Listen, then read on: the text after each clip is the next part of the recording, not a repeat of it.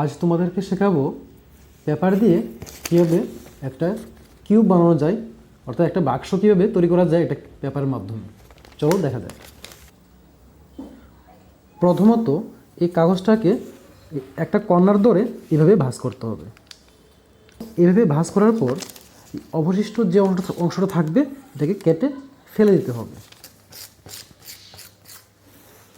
দেখো কাটা হয়ে গেল। তারপর এই ভাঁজটা যেভাবে আছে সেমভাবে এই দিক দিয়ে আর একটা ভাঁজ দেব। দেখো হয়ে গেল।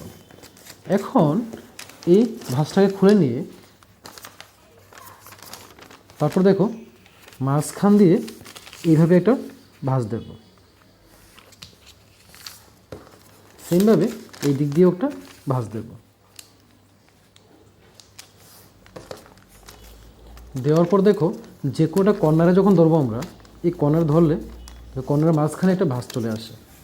এই ধরলাম, এখানে আরেকটা কর্নার রয়েছে, এই দুটো কর্নার ধরলে মাঝখানে এই ভাঁজটা চলে আসবে। এই দুটোকে একসাথে যুক্ত করে দেব। সেমভাবে এই দিক দিয়েও এই একটা কর্নার এবং এখানে আরেকটা কর্নার, এই দুটো কর্নারকে একসাথে করে মাঝখান দিয়ে ভাঁজ দিয়ে দেব। এই কর্নারটাকে ধরে উপর দিকে এইভাবে বটে দেব। সেমভাবে এই কর্নারটাকে ধরে আবার উপর দিকে একটা ভাঁজ দেব। সেমভাবে এটাকে উল্টে নেব, উল্টো করে আবার আগের মতো উপরে রাইট সাইডে একটা লেফট সাইডে একটা ভাঁজ দিয়ে দেব। দেওয়ার পর দেখো এরকম আসলো।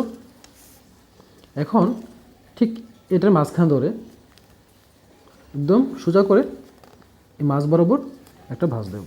সেমভাবে এই দিক থেকেও আবার সোজা করে এখানে একটা ভাঁজ দেব। হয়ে গেল। আবার এটাকে উল্টো করে দিয়ে আবার এই দিক থেকে একটা ভাঁজ দেব। সেমভাবে এই দিক দিয়ে আর একটা ভাঁজ দেব। ভাঁজ দেওয়া হয়ে গেলে দেখো এই মাথাটাকে এই দিক দিয়ে এই যে জায়গাটা রয়েছে এই দিক দিয়ে লাগিয়ে দেব। এই কর্নারটাকে ধরে এদিকে এইভাবে লাগিয়ে দেব। দেখো এই যে মাথাটা রয়েছে এই মাথাটাকে এই গ্যাপের মধ্যে সুন্দর করে লাগিয়ে দেব।